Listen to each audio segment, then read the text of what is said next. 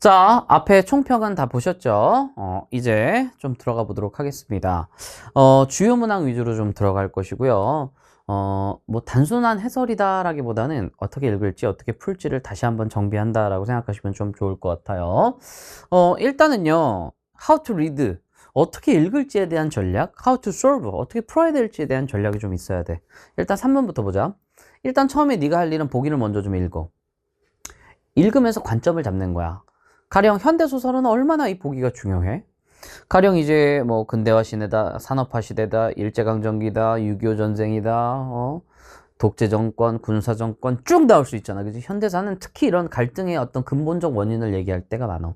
그래서 보기에 좀 더 유념하시되 병렬에 유의하세요. 병렬, 보기가 이제 첫 문장은 일반적인 얘기를 하다가 알파, 베타, 감마 이렇게 나눠질 때 이 세 개가 서로 다르거든. 그래서 이렇게 병렬을 좀 치시고 접근을 해요.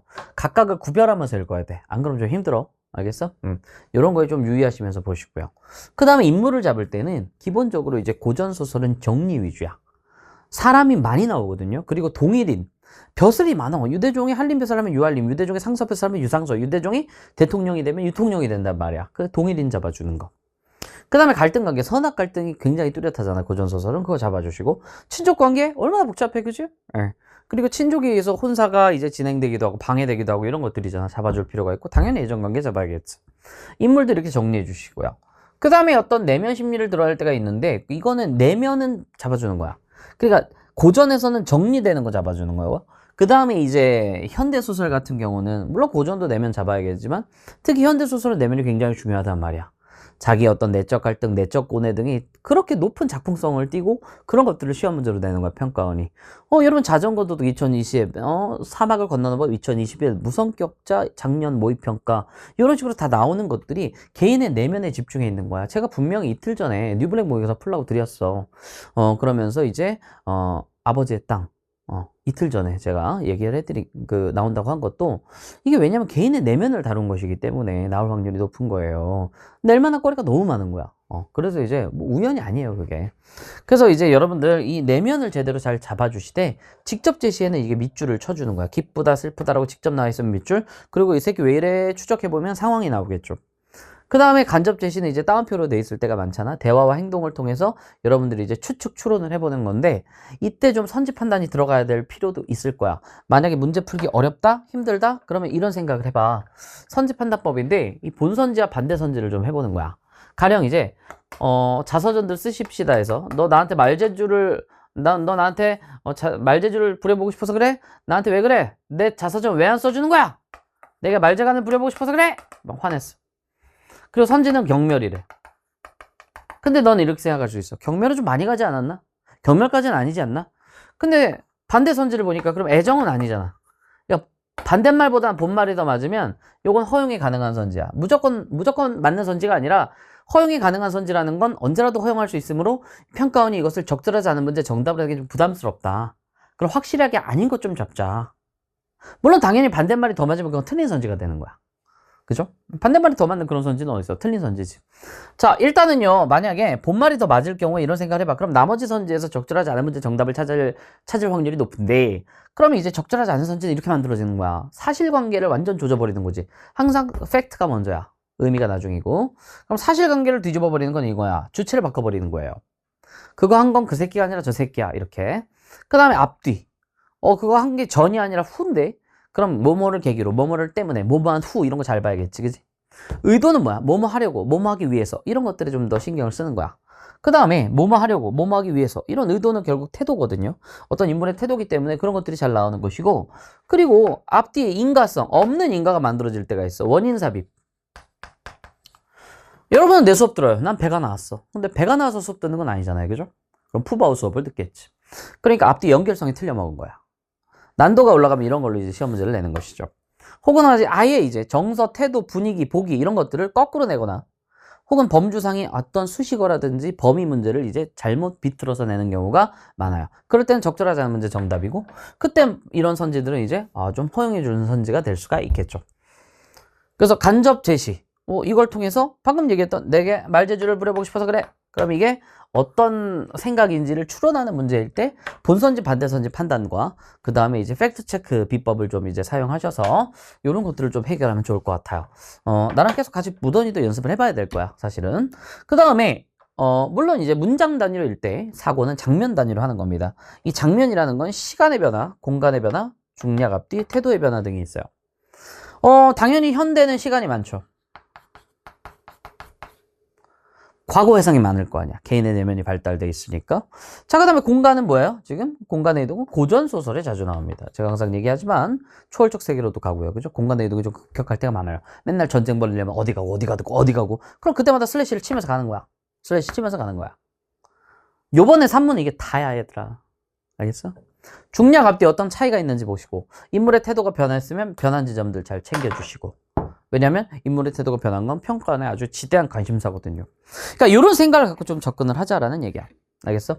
그래서 읽는 방식이 이런 것들이 좀 좋겠다라는 것이고 그런 대로 그렇게 말씀드린 대로 좀 읽자는 얘기예요. 자, 그러면 21번의 보기를 보시면 우리가 병렬 조심하라 그랬잖아. 그래서 공적과 사적을 갈라줘야지. 응? 얘들아, 이 공적과 사적을 갈라줘야지.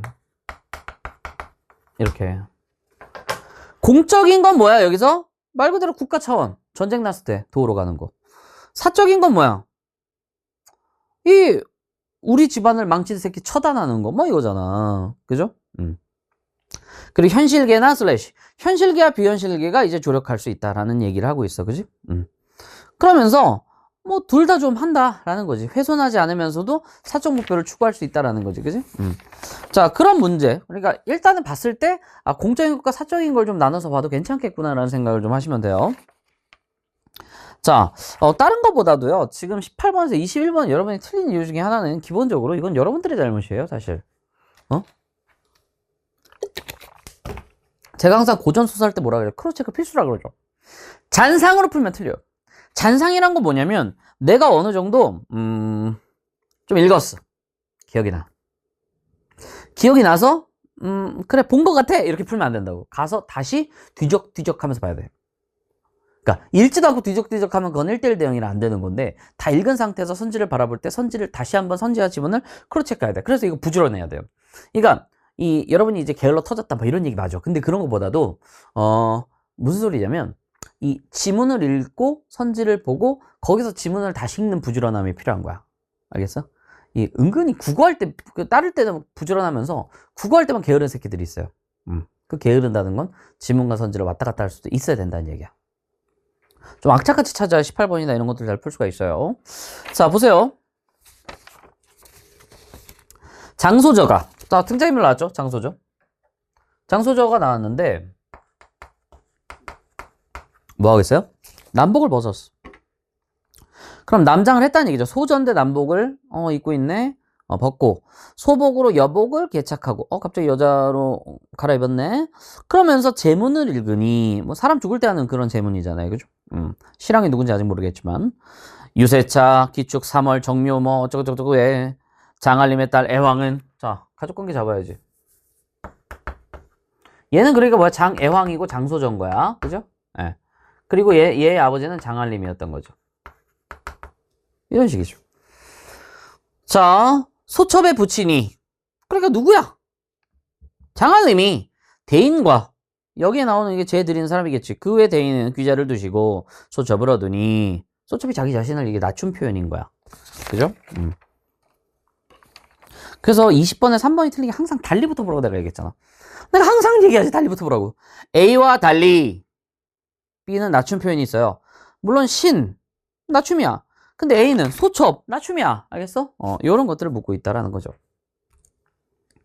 이 낮춤말과 존대하는 말은 옛날에 배비장전부터 계속 나오고 있는 코드야. 자, 근데 지금 우리가 그러니까 여기서 나오는 장애황가 누구야? 자, 여기서 대인이라고도 얘기하는 그죠? 이시랑의 이대봉 이렇게 되는 거죠. 자, 요런 상태였어, 사실은. 그런 상태에서 지금 신기한 꿈을 꾸고 맺었더니 그러면 신기한 꿈과 연결성을 얘기하는 거죠. 그죠? 그리고 19번에 1번 선지, 신기한 꿈을 꾸고는, 신기한 꿈이 영향을 미쳤을 거다. 그걸 꾸고는 대인과 동년 동일생인 이 둘이 부친이 신기한 꿈을 꾸고 이 대인과 신기한 꿈을 꾸고 인연을 맺었으니. 그러니까 영향을 준 거 안 준 거야? 준 거죠. 그러니까 내 말은 19번에 1번 가능하다고. 슬프다 양가 시운이 불리하여 대우는 간신의 모해를 입어 외딴 섬에 유배를 가시고. 그럼 유배 간 이유는 뭐야? 시운이 불리하다라고 19번에 2번 선처럼 판단할 수 있겠죠? 자, 그러니까 봐봐. 여기서 시간 순서를 끊어야지. 시간의 흐름이잖아. 그리고요, 이 인물의 발화를 통해서 뭐 할 수 있냐면 정리할 수 있어요. 여태까지 일들을 정리하거나 예고할 수 있어. 대화나 행동을 통해서 뭐 할 수 있다? 정리나 예고를 할 수 있다고. 고전 소설 종특이야. 숙향전도 정리하는 부분이 있고요. 앞으로 어떻게 될 거라고 예고하는 부분이 있어요. 춘향전, 심청전에서도 옥진 부인이 뭐라 그래요? 너 이제 고생 끝 행복 시작이야 라고 얘기해주죠. 숙향전의 후토 부인은 뭐야? 아직 고생 안 끝났어. 더 고생해야 돼. 이렇게 얘기해주잖아. 적성이전에서 보탑존자가 성이 만나서 뭐라 그래요? 너 전생에 네 형과 사이가 안 좋았어. 그래서 안 좋은 일이 또 있을 건데 잘 해결될 거야 라고 미리 알려주잖아. 그런 역할을 여기서 하는 거예요. 자, 어쨌든요, 지금 시운이 불리하여 대인은 누구야? 그러니까 이 신랑은 유배 가시고, 부친은 대인의 억울함과, 그죠? 억울하게 유배된 것과, 이 억울함은 뭐야? 그러니까 모해를 입어 유배 간 것과 소첩의 악길이 그릇됨을, 그죠? 원통이 여겨. 걱정과 분노가 병이 되어 중도의 세상을 버렸다. 자, 그러면 19번의 3번 선지 봐봐. 이게 이 신랑이 죽음에 대한 분노가 아니죠. 유배에 대한 분노겠죠. 그러니까 죽지도 않았지만 죽었다고 착각하기 전이야. 알겠어? 죽었다고 분노는 뭐, 죽어서 할 수도 있지. 죽었다고 착각해서 할 수도 있지. 근데, 죽음에 대한 분노라면, 죽었다는 건 인지 이후에 일어나야 되는데, 이건 뭐야? 지금, 억울함의 분노에서, 분노의 범주죠. 시험 문제 어렵게 나오면, 이런 걸로 또 내는 거야. 분노의 범주. 비판의 범주. 그러니까 여기도 분노의 범주가 뭐야, 지금 사실? 유배에 대한 분노지? 죽음에 대한 분노는 아니었지. 19번 답은 그래서 3번이야. 은근히 이제, 매기는 문제 중에 하나야, 이런 것들이. 자, 그러니까 잔상만 가지고, 그래, 뭐 안 좋은 일이 있었어. 그래서 분해할 수 있지. 그러면 19번 문제 못 푸는겨. 알겠어? 그리고 죽기 전, 후, 이걸 따졌을 때, 죽음으로 착각하기 전이잖아, 그지? 이 사람은 죽음으로 착각하지도 않고 죽음으로 착각한 건 장소저지만 어쨌든 이런 것들을 좀 잡아줄 필요가 있겠다. 알겠어? 자, 그 부모가 다 돌아가셨대. 그래서 나는 어떻게 지금 문제가 있다. 의지할 곳이 없다. 근데 왕희가 여기서 중간중간 등장하는 인물이 왕이죠, 그죠? 왕희와 얘들이 다 사이가 안 좋을 수밖에 없지. 자, 왕희가 첩의 고독함을 없인 여겨 혼인을 강제하였기로 변복 도주하였다. 그러니까 19번에 4번 선지 그대로 나와있잖아. 근데 왜 못 잡어? 응? 그죠? 3번이 맞다고 착각했기 때문에 답이 안 나오는겨. 알겠어? 그러니까 꼼꼼하게 크로체크하는 게 기본이야. 자, 남자로 행세하 용문에 올라 남적을 멸하고 대공을 이루면 적자 왕위를 없이하여 원통함을 풀고 대인과 공자를 찾아 혼약을 이루기 위함이었다. 근데 나중에 말을 들으니 자, 형적이 없다 하니 반드시 수중공원이 되신 자라 죽었다고 생각한 거야. 그러니까 사실 이 장혜황의 아버지가 돌아가신 거는 죽었다는 걸 안 건 나중인 거죠, 그죠? 네. 지금 그러니까 이 아버지는 몰랐던 거야. 아예 모르고 돌아가신 거고, 안 것도 장애황이고 안 것도 나중에 알았고 그것 또한 착각이었어요. 나중에 뭐 다 살아있잖아. 그래서 지금 제가 얘기하는 건 뭐냐면 20번에 4번이 된다니까. 맞는 얘기라고. 오해한 거 맞지. 죽었다고 오해한 거야. 오해라는 건 잘못 알았다는 거잖아. 그죠? 무슨 소리인지 알겠어? 오용했다. 잘못 사용했다. 무슨 소리인지 알겠어? 오해. 잘못 이해했다. 맞잖아. 그러니까 그런 것들을 좀 잡아주란 말이야. 자, 그래서 어쨌든 그래서 이렇게 제문을 올리고 있는 것이고, 중략 뒤에 각설은 장면 전환을 얘기해요. 이공자 대봉이 부친을 모시고 용궁을 떠나 여러 날 만에 황성을 올라 머물 곳을 전한 후 부친을 모셨네. 그럼 이대봉과 부친이 다 살아있네. 그죠? 그러면서 지금 장소조의 상표가 먼저 와 있어. 그러니까 임금이 보니까 앞에서 얘기했던 중략 앞에 것과 연결이 좀 되어 있죠. 그죠? 그러면서 지금 자, 이시랑 이익의 처 양씨라. 그죠? 그러니까 시어머니와 며느리 될 사이였던 거죠. 성혼행내는 아니하였으나 어찌 시어머니와 며느리 사이가 아니리이까. 그죠? 자, 그러나 왕이 부자는 국가를 혼란스럽게 한 간신이고, 그러니까 요 새끼 조져달라라고 얘기하고 있어. 난신적자다라는 거죠. 자, 그 다음에 상위 보신 후 슬래시 앞에 치니까 또 누가 나와? 이대봉이 나옵니다. 이대봉의 스토리, 이대봉이 아는 게 진실이죠. 장혜왕은 그렇게 오해하고 있는 것이고, 얘는 제대로 아는 거잖아. 그죠? 신의 부자가 간신 왕의 모함을 입었사오나 폐하의 성덕을 입사와 이한 목숨에 너그러움 베풀어 해도에 내치신 덕으로 유배를 가옵더니 도중을 향해 배를 타고 대중에 가는데 아비를 결박하여 물에 던졌다. 신의 아비 죽는 양을 보고 또한 뒤를 따라 수중에 빠지오매 거의 죽게 되었는데 서해 용왕이 도와줬다. 이게 뭐야? 이게 뭐야? 이게 뭐야? 비현실 조력이죠. 비현실 조력이야. 그러니까 얘를 도와준 건 누구다? 서해용왕. 용왕. 용왕이 조력의 역할을 한 거예요.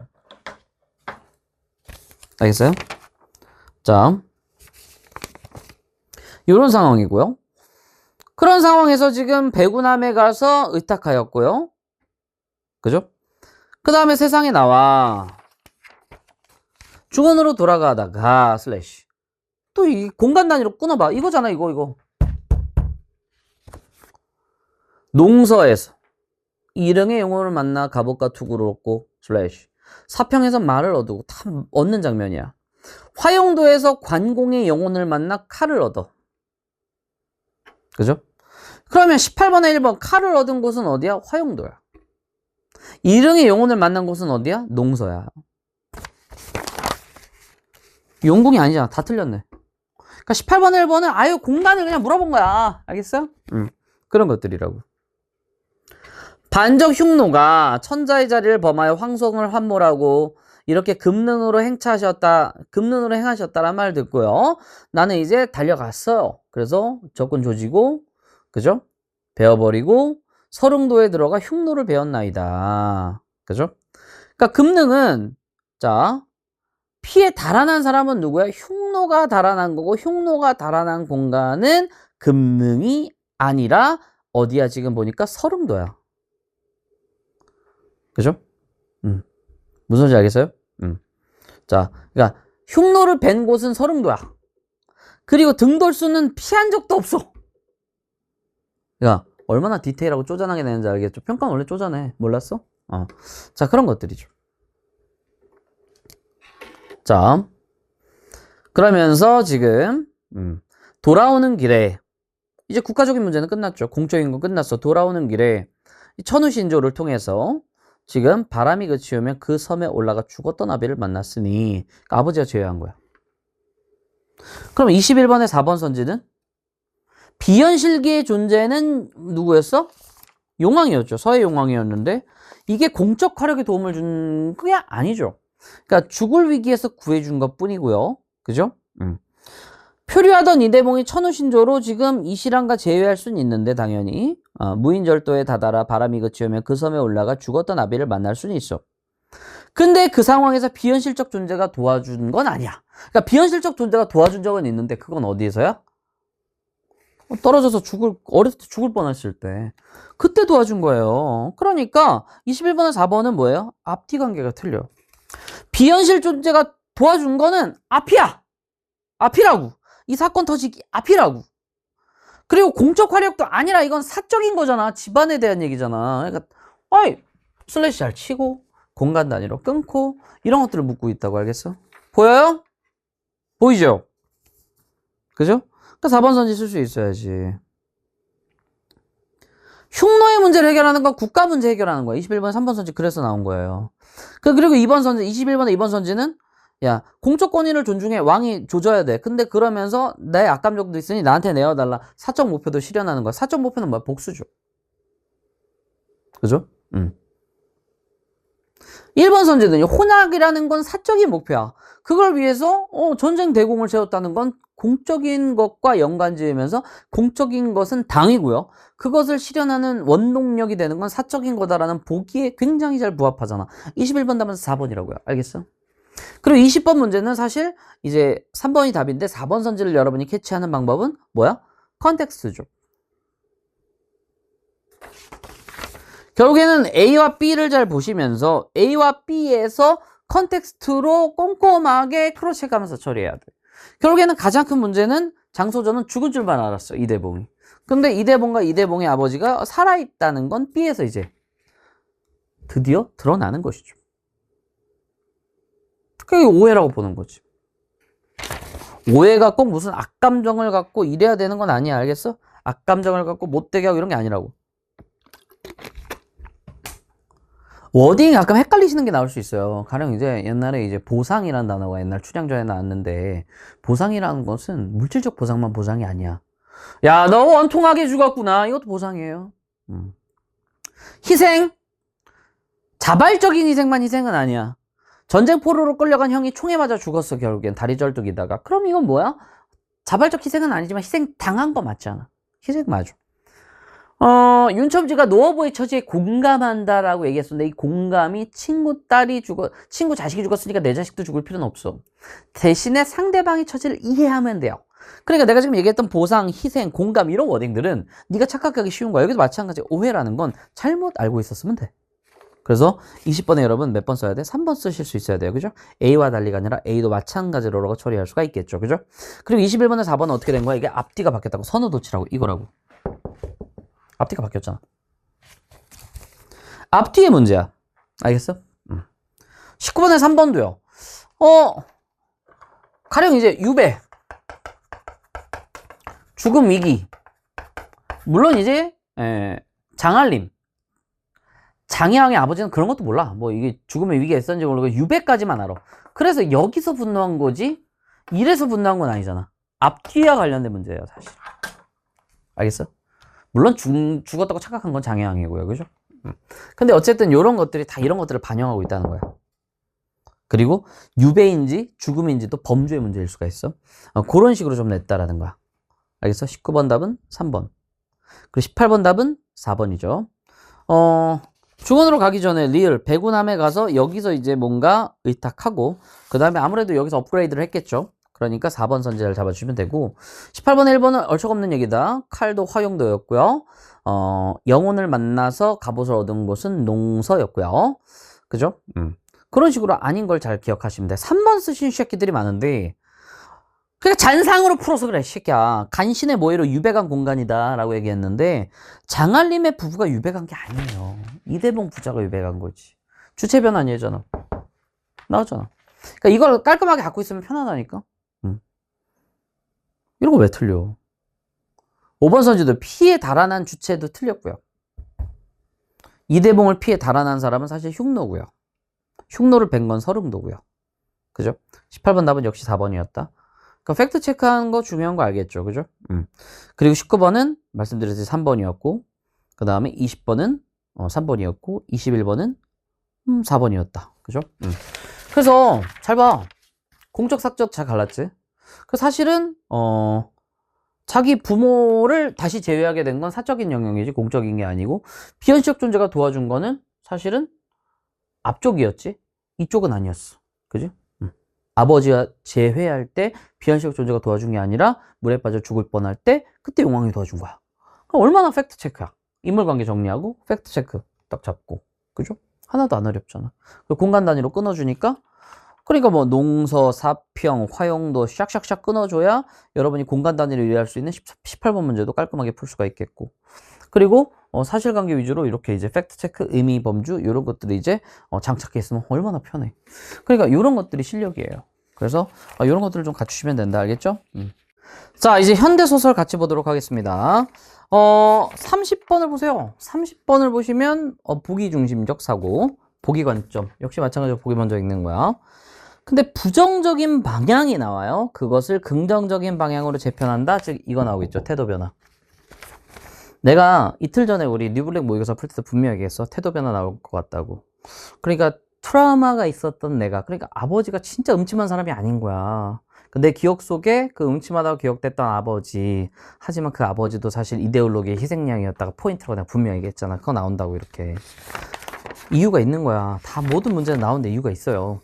자, 그럼 처음부터 보자. 어머니의 변명. 어머니가 얘기를 뭔가 했어. 아버지 한 얘기를 했어. 그러면서 그게 나한테 엄청난 충격으로 자리 잡았어. 그죠? 이런 걸 뭐라 그러냐면 우리가 서사적 긴장이라고 얘기하는 건데, 응? 개념 뭐예요, 이게? 서사적 긴장이 올라갈 때는 뭐냐면 평소와 다를 때. 평소와 다름. 평소에 아내와 헤어진 상태로 쭉 있다가 아내를 다시 만날 수도 있다는 생각이 들면서 확 올라가는 거지, 그지? 네, 최척전. 그리고 이제 가령 이제 동래부사 송정과 사명당이 국내에서 갈등을 벌이다가 국외로 넘어가니까 이제 일본과 싸우게 되는, 일본 외환과 싸우게 되는 거야. 스케일이 커지죠, 그죠? 갈등의 심화, 폭이라든지 깊이가 심해질 때. 여기는 지금 평소와 다름. 아주 이제 충격적이었죠. 그죠? 그럼 긴장도가 올라가는 거야. 그지? 이 상황에서. 그러면서 나는 그 눈빛이 깊고 어두운 아이. 나에게도 그런 트라우마가 생긴 거예요. 그때부터 아버지의 무서운 환영은 저주처럼 내 곁을 따라다니기 시작했다. 그는 언제나 시커먼 어둠 저편에 숨어서 음산하기 그지없는 눈빛으로 나를 쏘아보고 있었다. 이건 아버지가 진짜 그랬던 게 아니라 나의 트라우마인 거예요. 그 눅눅하고 음습한 냄새, 전체적인 분위기가 굉장히 마이너스죠, 그죠? 그러면서 저주와 공포의 낙인, 그 속에서 나는 죄악감과 불길한 예감으로부터 영영 벗어날 수 없었다라는 건 바로 보기에 따르면 뭐예요? 부정적인 방향을 잡고 있었다는 거야. 근데 중략 이후를 보니까 이제 뭐예요? 어떤 일이야? 지금 유해를 수습하고 있어. 이게 아버지 유해는 아닐 거야. 근데 이제 여기서 아버지가 이제 연상이 되고 또한 이제 그걸 하염없이 기다리는 어머니가 연상이 되는 것이죠, 그죠? 네, 그런 맥락 속에서 인지하시면 돼요. 자, 보시면 그 다음 문단 중략 뒤를 보니까 노인이 막 수습하고 있고 그 철사줄, 그죠? 그렇게 이제 그 냉혹성, 나는 어떤 감정이 들었어요? 끈질김과 냉혹성, 그 비정함을 느끼는 거죠. 유해를 쌓아맨 그 철사줄. 그러면서 줄먹금을 확 던져버리는 그 순간 나도 모르게 나는 어머니가 떠올랐다. 연상이면서 회상일 수 있는 거죠. 어머니가 계속 빌던 그 소반 위에 올리던 하얀 물사발. 그러니까 상징적이면서 동시에 이런 어떤 시간 단위로 끊어줄 수가 있는 거죠. 응? 지금 어머니가 지금 노인과 함께 지금 나와 노인과 이런 존재들이 지금 유해를 수습하는데 옆에서 뭐 물사발 떠놓고 이제 기도하는 건 아닐 거 아니야. 이전의 모습인 거죠. 그리고 담배를 물었다. 그건 다시 현재야. 그러다 다시 어머니가 이제 광주리를 머리에 인 어머니가 모래밭을 걸어오고 있었다. 근데 여기서 분위기를 봐봐. 자, 은빛으로 반짝였어. 햇살을 대받아 쏴. 이런 것들을 보면 알겠지만 어떤 것들이야? 긍정적 분위기죠, 여기서는. 그래, 아버지도 그렇게 음침한 모습이 아니야. 그죠? 자, 그런 것들이야. 물론 창백해 보이는 뺨. 마른 몸집의 그 사내. 그죠? 자, 그런 상황 속에서 이제 아버지, 어머니 이렇게 떠올리는 거예요. 그럼 다시 돌아와서 우리는 관 대신에 신문지로 싼 유해를 가지고 그 다음에 이제 음복도 하고 음복과 비슷한 걸 하고 병 기울이고 낄낄거리면서 한마디씩 보태었다. 이런 상황은 아무래도 낄낄거린다와 연결시켜보면 긴장도가 덜 한 것이고, 그래서 28번은 3번 선지는 문학 개념이에요, 이거는. 그냥 분명히 문학 개념에서 충분히 얘기했던 서사적 긴장 얘기잖아. 이런 것들 판단하란 말이야. 그리고 27번은 서술 방식인데, 이건 서술 방식이 단순한 서술 방식이 아니라 내면과 연관된 서술 방식이라고. 요즘 어떻게 나온다 그랬어? 그가 쓸쓸해 보였다. 이렇게 안 나온다 그랬지. 그가 쓸쓸하다고 생각하는 나를 발견하는 것이었다. 이런 식으로 나온다고. 성찰적 자아의 대상화까지 나온다고 내가 분명히 얘기했잖아. 여기도 마찬가지야. 자, 지금 기억 같은 경우는 자, 나의 지각 내용은 나가 서술하는 상황으로 인물과 서술자가 겹쳐 있다. 그죠? 지금 나는 그런 어떤 어두운 아이가 되고 있었다? 근데 그건 나잖아. 그지? 그래서 1번 선지 그런 것이고. 2번 선지는요, 지금. 서술자는 나야. 그리고 피현기증인 것도 나야. 그러니까 주체가 뚜렷이 구분되는 게 아니라 동일한 거죠. 27번, 2번이고요. 21번에 3번 선지는요. 그건이라는 건 그것은이야. 주어를 잡아야지. 그러니까 그것은 지각하는 대상이 주어잖아. 그지? 그죠? 그럼 그 대상을 부각하는 효과가 들 수 있죠. 그럼 리얼 나온다고 내가 분명히 엊그저께 얘기했잖아. 응? 따옴표 빠진다고 얘기했지. 이 작품은 따옴표 빠지는 게 포인트야. 그래서 그런 것들 나올 수가 있다고. 그래서 인용부호 없이 서술된 발화. 그러면 이제 약간 더 비비드하고 생생한 느낌을 준단 말이야. 이 부분 내가 분명히 얘기했어. 그 5번 선지는요. 불현듯 시야가 뿌옇게 흐려왔어. 누가? 사내일 수도 있겠고 누구일 수도 있어? 여기서 그 사내, 꼬꾸라진 그 사내의 모습, 사내의 시야가 뿌옇게 흐려올 수도 있고 그 사내를 바라보는 나일 수가 있겠죠. 그럼 모호할 수가 있다고 이런 것들은. 그죠? 시야가 흐려운 주체가 지금 앞문장을 통해서 볼 때 사내이고 근데 그러면서도 이제 나일 수가 있는 거야. 그런 어떤 모호성을 가질 수 있겠다. 그러니까 27번의 5번 선지는 그래 명확하진 않잖아. 그지? 시야가 흐려왔다. 누구의 시야인지가 안 드러났잖아. 그러니까 모호할 수 있겠지. 그러니까 5번 선지는 오케이 할 수 있어야 되고 2번은 거꾸로 돼 있으니까 27번 답은 2번 써야 된다고. 알겠어? 그런 것들이야. 28번 답은 3번이었고요.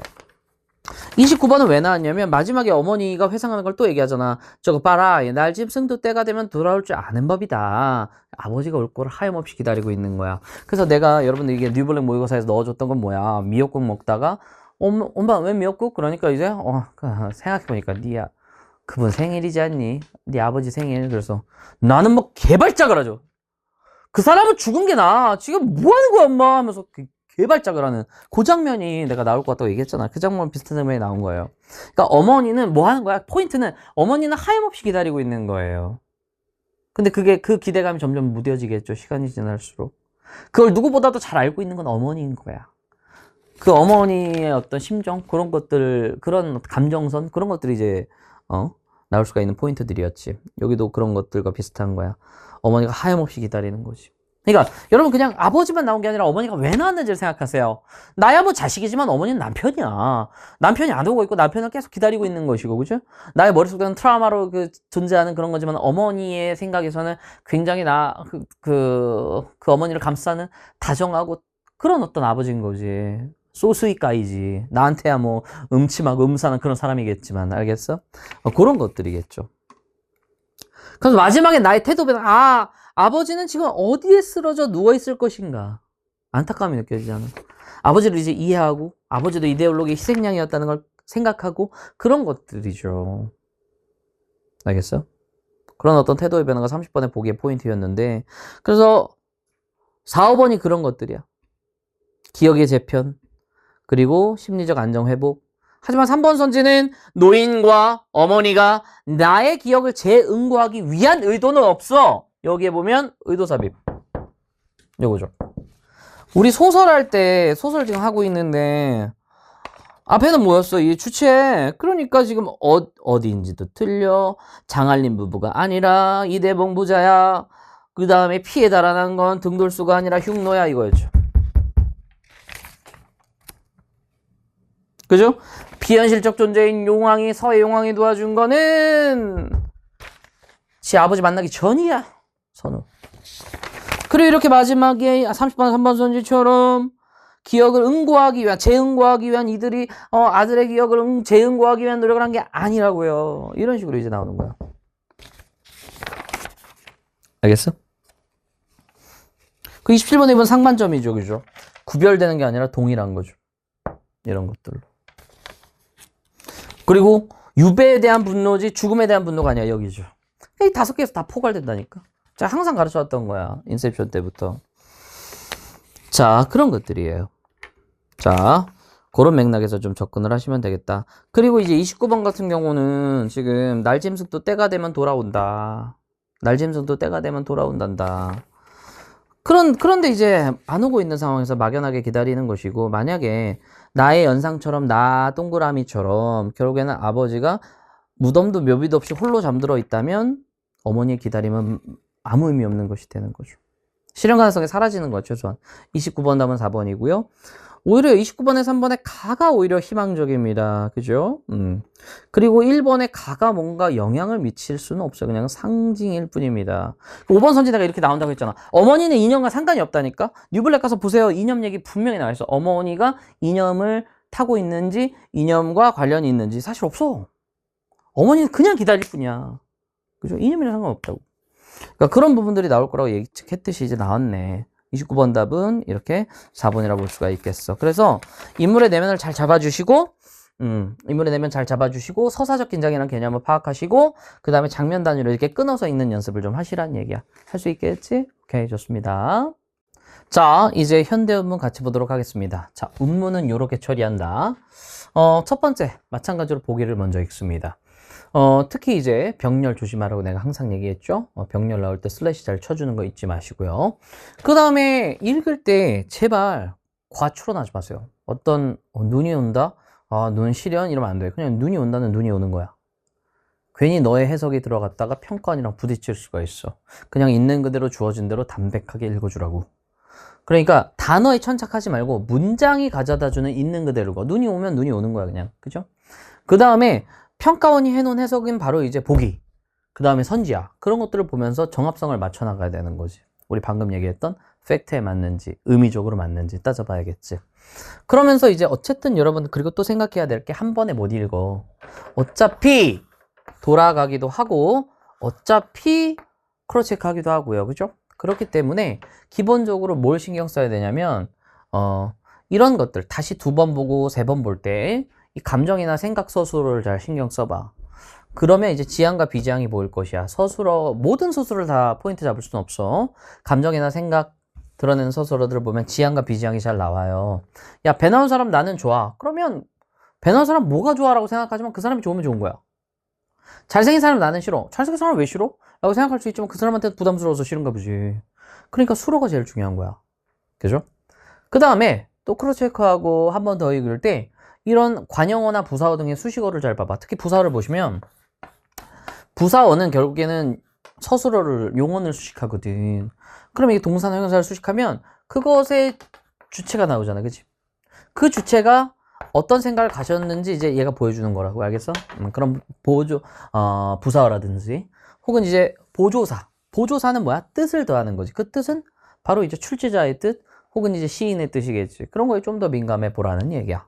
자, 그래서 이제 가지문, 나지문이 있는데 30에 34번. 34번 보시면 이제 보기가 뭐라고 나와 있어요? 자연과 절대자 슬래시 쳐야죠. 자, 결국 가는 자연과 동화되어 가는 것이고 나 같은 경우는 절대자와 관련된 얘기인데 절대자를 회의하고 자신이 경험한 사실에 기초하여 존재를 인식하겠다라고 하고 있어요.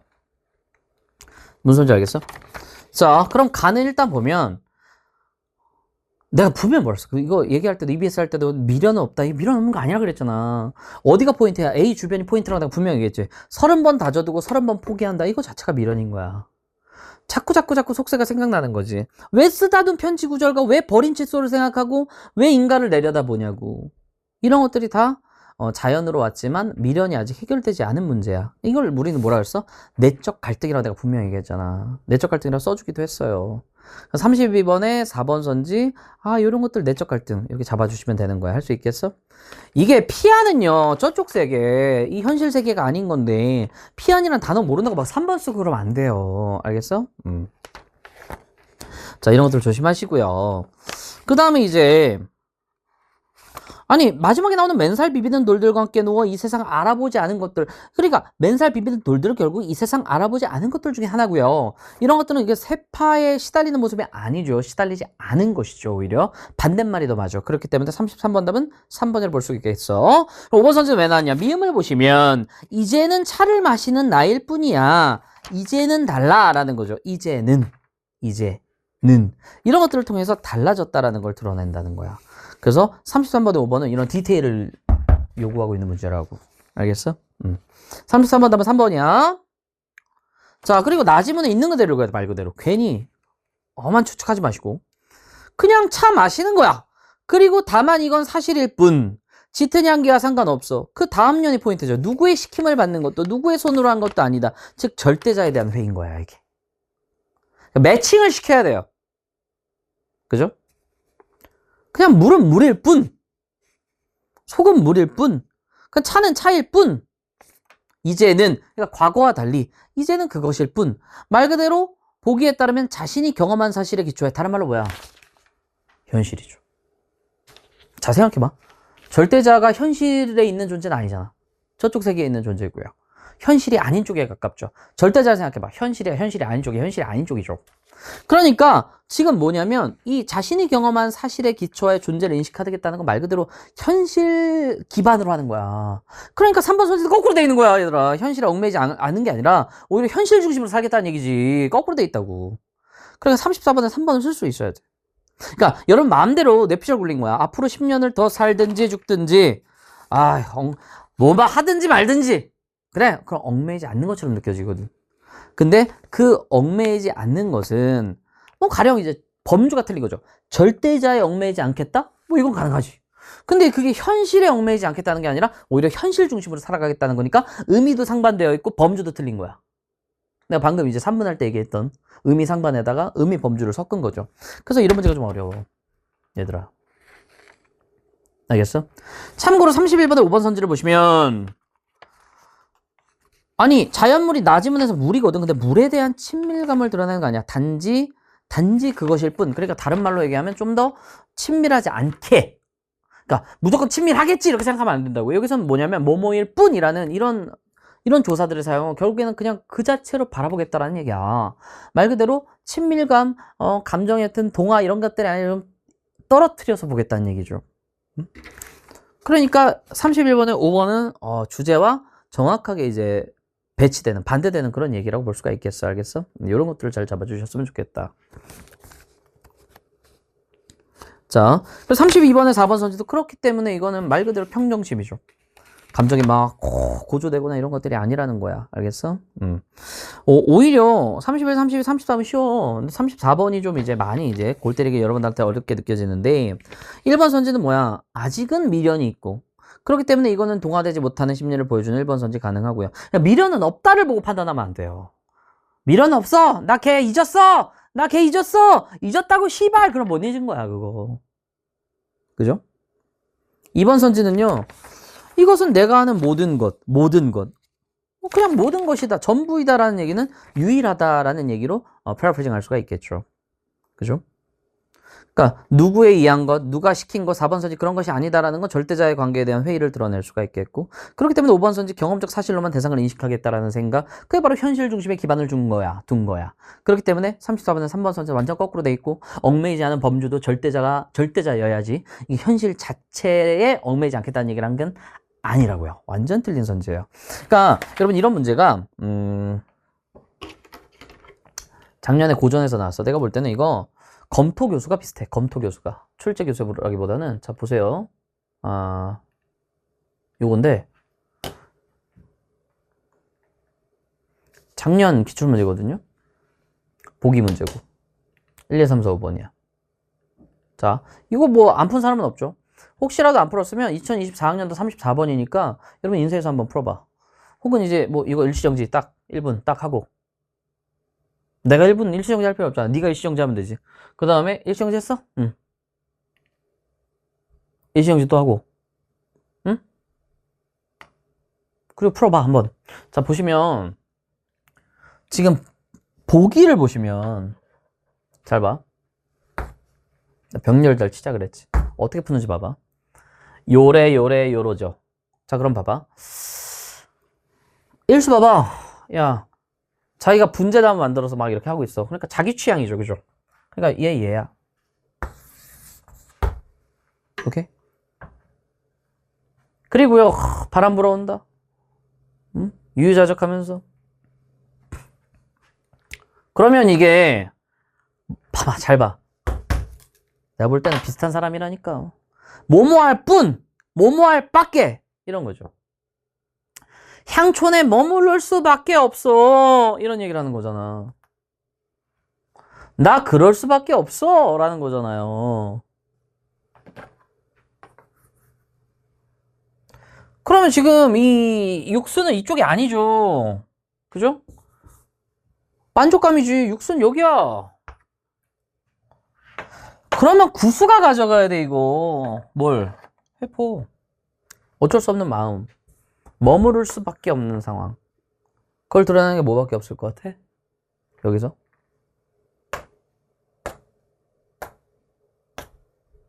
야 인생 해줘. 그러니까 네 멋대로 판단하게 만드는 거. 여기도 뭐뭐 하든지 말든지 얽매이지 않은 자연스럽게 연결해서 좆되게 만드는 것처럼 여기도 야인생에 야인.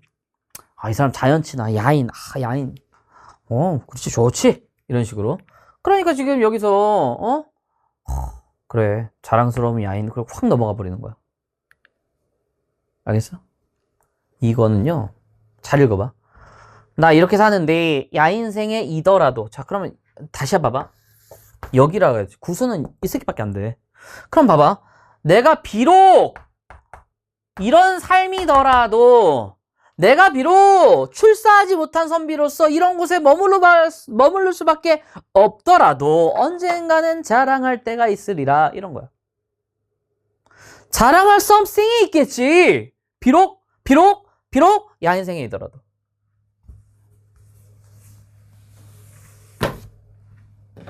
그럼 이게 자랑스러움도 아니고 이게 겸손의 태도도 아니라는 걸 확 알 수 있어. 적절하지 않은 문제 푸는 거였어.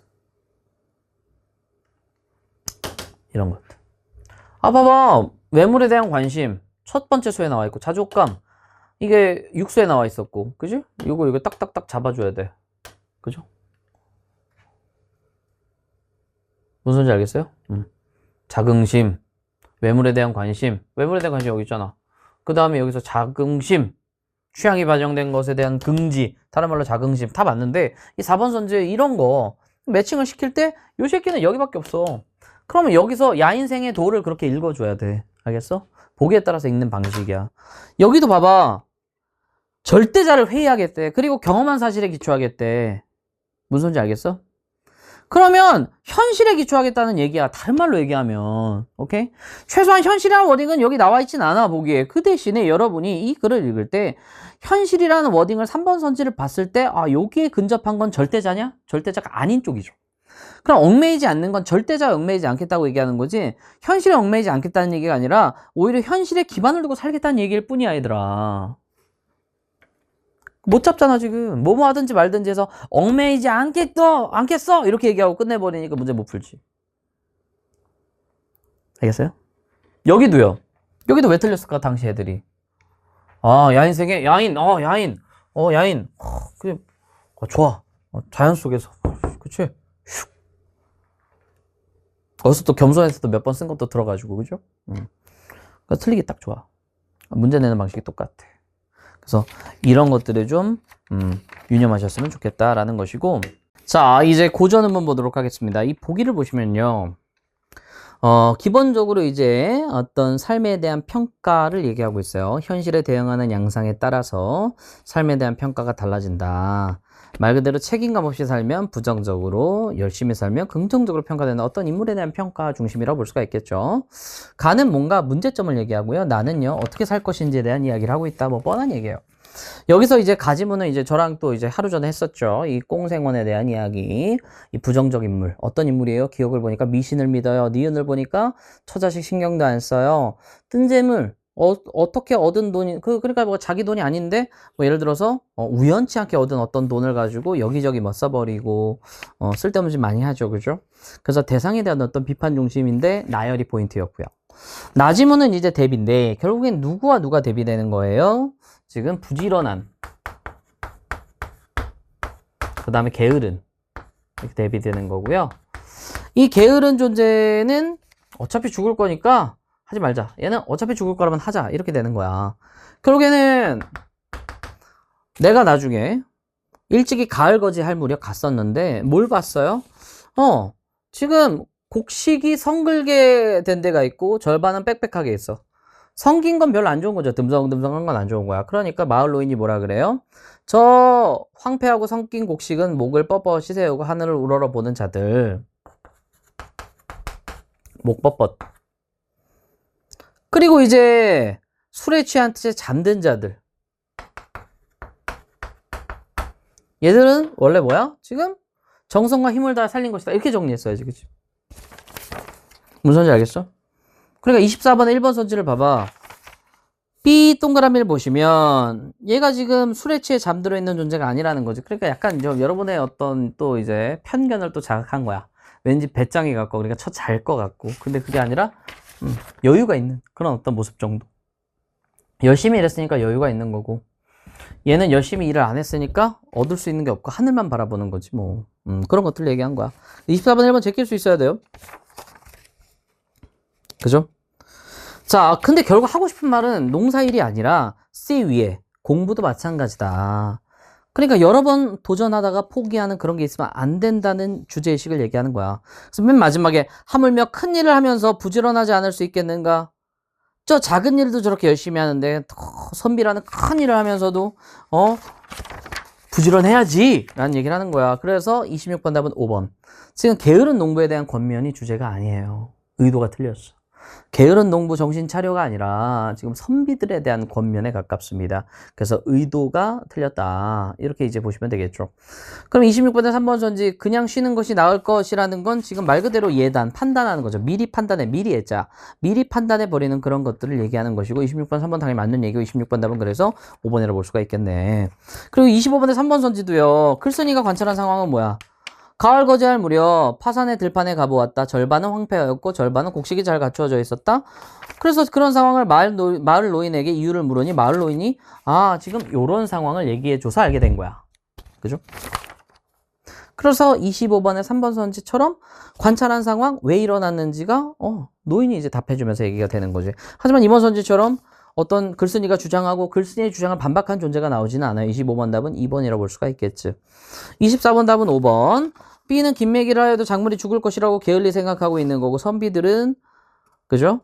학문에 힘을 쏟아도 분명히 세 번째 뜻을 이루지 못하면 마치 이제 그 재수 삼수 같은 느낌이 있죠?